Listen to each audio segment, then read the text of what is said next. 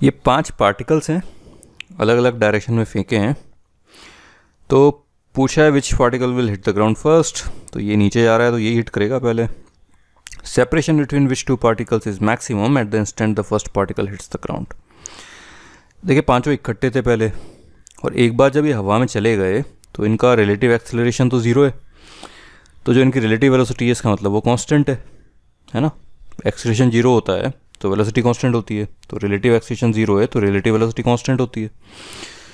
तो relative velocity constant है तो जो सेपरेशन है that will be relative velocity into time,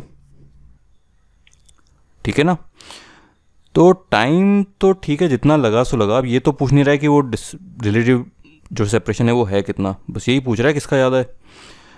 तो टाइम का फैक्टर तो किसी भी दो पेयर में आएगा ही, ठीक है। सो बेसिकली जो रिलेटिव डिस्प्लेसमेंट है that will be v relative into time, ठीक है ना, क्योंकि शुरू में दोनों इकट्ठे हैं, कोई से भी 2 पार्टिकल्स।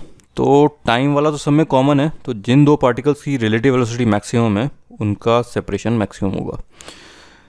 तो यहाँ दिख जाता है, ध्यान दोगे तो इन दोनों पार्टिकल्स की रिलेटिव वेलोसिटी मैक्सिमम है एंड दैट इज़ 10 + 5 15, सॉरी 15 + 10 25।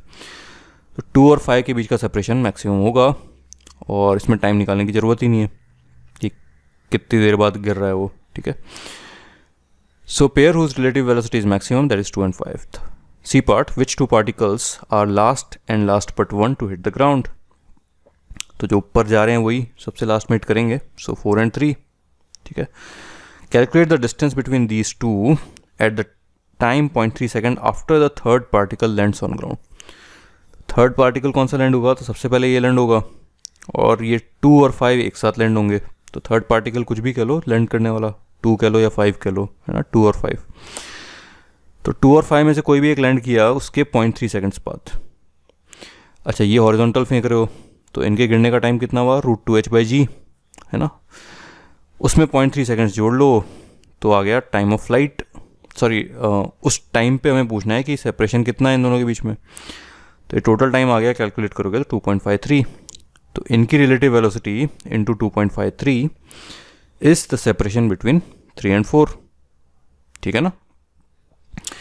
तो इनकी रिलेटिव वेलोसिटी निकालने के लिए अब इनको वेक्टर ट्रायंगल से करोगे तो मज़ा नहीं आता, तो इनको तोड़ लो x और y कंपोनेंट्स में, है ना। तो 15 वाले के कंपोनेंट्स हो गए 12 इधर और